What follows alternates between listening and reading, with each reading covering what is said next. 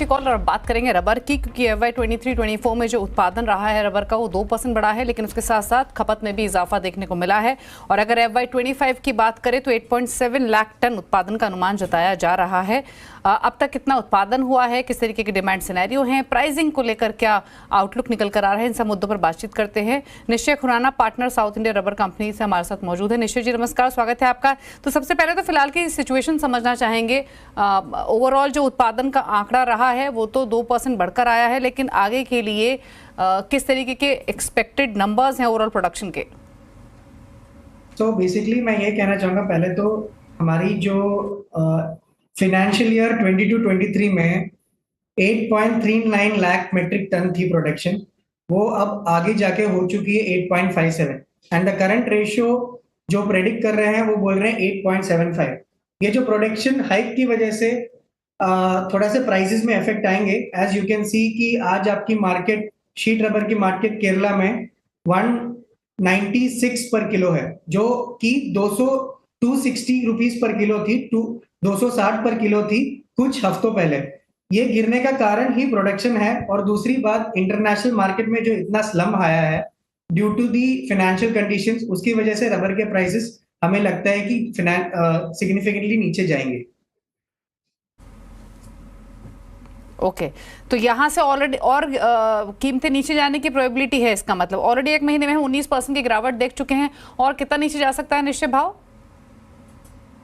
तो हमारा जो अनुमान है, जो हमने स्टडी करा है, लगभग और भी 10 रुपए गिरने की अनुमति है। जैसे 15 रुपीज पर किलो नीचे तक जा सकता है। अप्रोक्सीमेट प्राइस जो आज 196 है, हम देख रहे हैं कि ये 180 to 185 पर किलो के लेवल पे आ रुकेगा।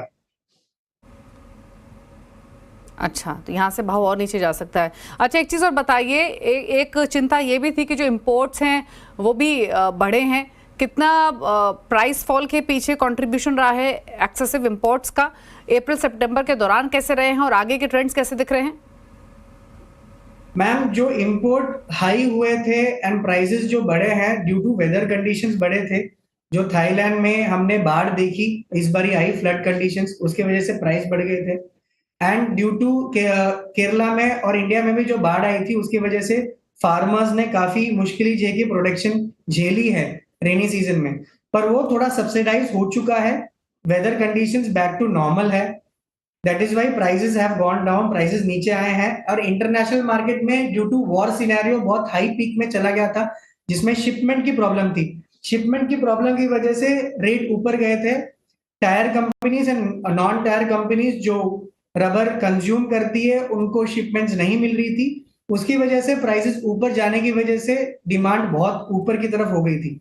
अब सब कुछ सब्सिडाइज हो गया है, वेदर कंडीशंस भी नॉर्मल है, और फाइनेंशियल कंडीशंस इतनी अच्छी नहीं है। दूसरी देश, चाइना ले लो, चाहे इंडोनेशिया या थाईलैंड ले लो, चाहे दूसरी कंट्रीज ले लो, due to war and other scenarios commodity market नीचे की तरफ ही रहेगी। एंड वी सी कि अब इंटरनेशनल मार्केट इतना सपोर्ट नहीं करेगी, शिपमेंट एंड ट्रांसपोर्ट सिनेरियो भी स्मूथ हो चुका है।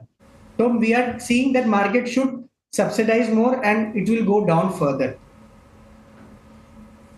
तो मार्केट फर्दर सब्सिडाइज होने की पॉसिबिलिटी है, प्राइसेस भी थोड़ा और नीचे आ सकते हैं। चलिए, शुक्रिया निश्चय ये क्विक कमेंट्स अपने शेयर करने के लिए प्राइसिंग और प्रोडक्शन सिनेरियो पर। Thank you. इसी के साथ एक